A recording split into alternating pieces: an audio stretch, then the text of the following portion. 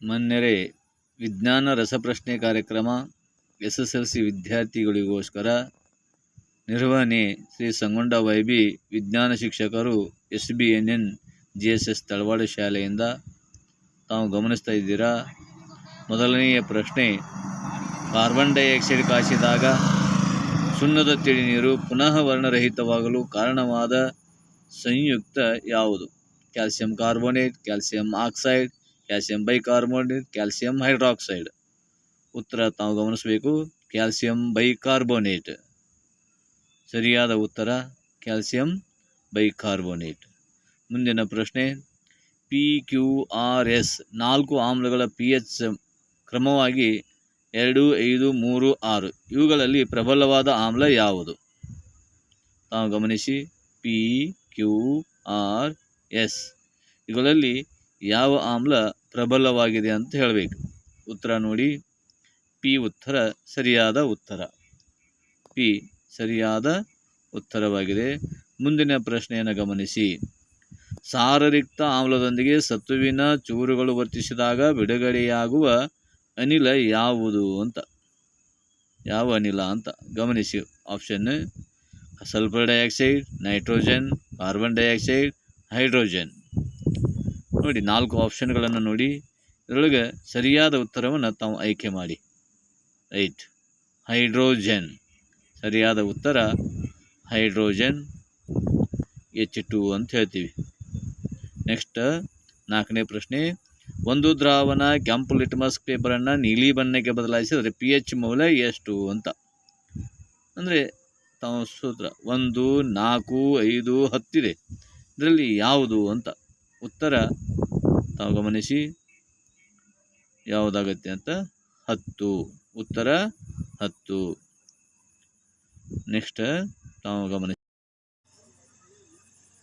5ನೇ ಪ್ರಶ್ನೆ, ಟೂತ್ಪೇಸ್ಟ್ಗಳು ಸಾಮಾನ್ಯವಾಗಿ ಡ್ಯಾಶ್ ಡ್ಯಾಶ್ ಆಗಿರುತ್ತವೆ. ಟೂತ್ಪೇಸ್ಟ್ಗಳು ಸಾಮಾನ್ಯವಾಗಿ ಡ್ಯಾಶ್ ಡ್ಯಾಶ್ ಆಗಿರುತ್ತವೆ. ಆಮ್ಲಗಳು, ತಟಸ್ಥ, ಉಭಯವರ್ತಿ, ಪ್ರತ್ಯಾಮ್ಲಗಳು.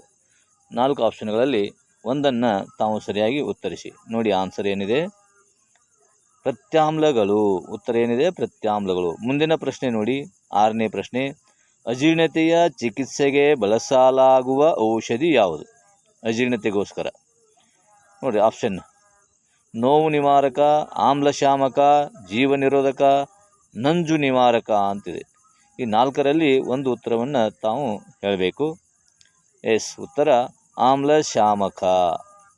ನೆಕ್ಸ್ಟ್ ಪ್ರಶ್ನೆ ನೋಡಿ, 7ನೇ ಪ್ರಶ್ನೆ, ವಿದ್ಯುತ್ ಪ್ರವಾಹವನ್ನು ಹರಿಸುವ ದ್ರಾವಣ ಡ್ಯಾಶ್ ಡ್ಯಾಶ್.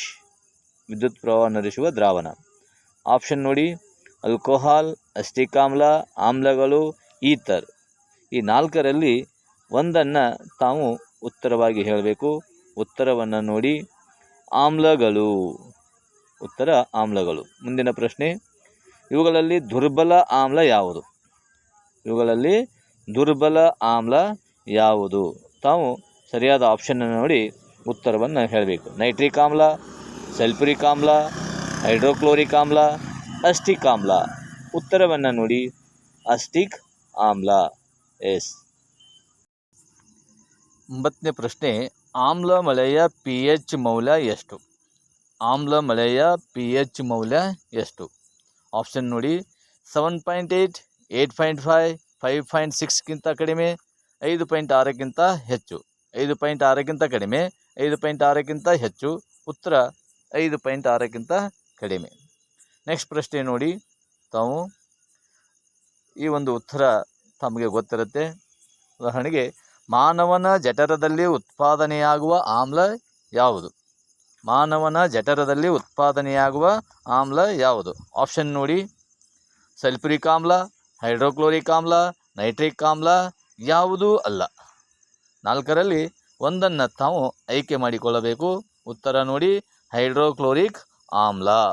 ಎಸ್, ಹೈಡ್ರೋಕ್ಲೋರಿಕ್ ಆಮ್ಲ ಸರಿಯಾದ ಉತ್ತರ. ಧನ್ಯವಾದಗಳು ತಮಗೆಲ್ಲರಿಗೂ ಇಲ್ಲಿವರೆಗೆ.